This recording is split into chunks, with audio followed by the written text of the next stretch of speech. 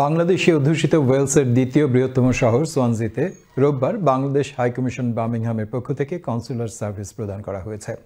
Swansea মস্ক and Islamic community সেন্টারে সকাল 11টা থেকে বিকেল 5টা পর্যন্ত প্রায় 110 জন বাংলাদেশিকে সেবা প্রদান করা হয়।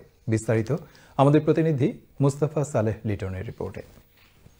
ওয়েলসের দক্ষিণের সমুদ্র তীরবর্তী দ্বিতীয় বৃহত্তম শহর সোয়ানসিতে 19 জানুয়ারি সফলভাবে সম্পন্ন হয়েছে বার্মিংহামস্থ বাংলাদেশ হাইকমিশনের কনসুলার সার্ভিস।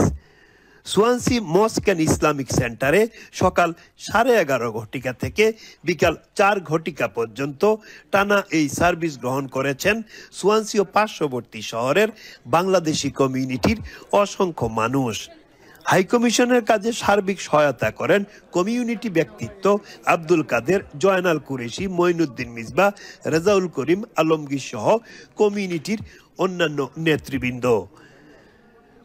বাংলাদেশি কমিউনিটিকে ধন্যবাদ জানিয়ে সহকারী হাই কমিশনার মোহাম্মদ আলিমুজ্জামান আয়োজক যে সমস্ত বাংলাদেশি ভাই বোন এখানে ছিলেন তাদেরকে ধন্যবাদ জানাতে চাই, কারণ খুব সুন্দর করে আপনার আজকের এই সার্ভিস আমরা দিতে পেরেছি।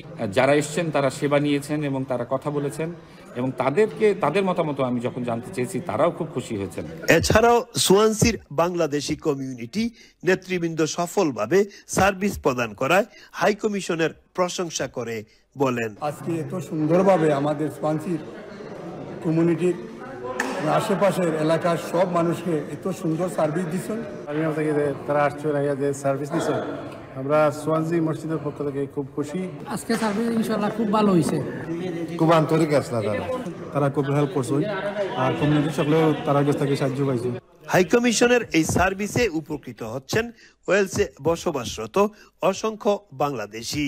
এই সার্ভিসের ধারাবাহিকতা অব্যাহত রাখতে কমিউনিটির পক্ষ থেকে হাইকমিশনকে যে কোনো ধরনের সহায়তা প্রদান করার প্রত্যাশা ব্যক্ত করা হয়। Mustafa Saleh Liton, channel S news, Cardiff.